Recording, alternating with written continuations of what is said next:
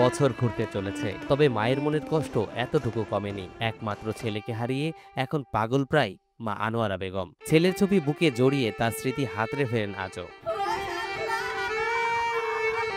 ২০২৪ সালের ৫ আগস্ট শেখ হাসিনা যখন তার স্বৈরশাসন টিকিয়ে রাখতে মরিয়া, তখন গাজীপুরের কালিয়াকৈরের শফিপুর আনসার একাডেমি এলাকায় মিছিলে যোগ দিয়েছিলেন ইলিম হোসেন। ছাত্র জনতার আন্দোলন দমাতে সেই মিছিলে চালানো হয়েছিল গুলি, আর তাতেই শহীদ হন ইলিম হোসেন। আমি পাগলের মতন ঘুরি, আমার বাবার মতন আমি কারো দেখি না।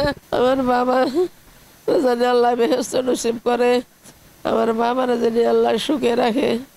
সরকারের থেকেও কিছু করছে, সহযোগিতা করছে, খোঁজখবর নেয় বাবা।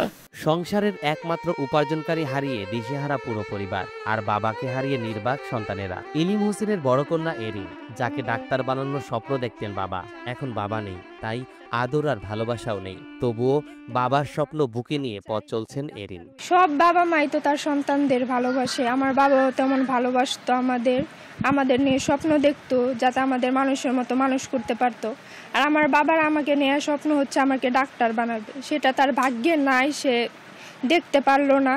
আমি চাই যাতে আমি ডাক্তার হইতে পারি, আমার বাবার স্বপ্ন পূরণ করতে পারি।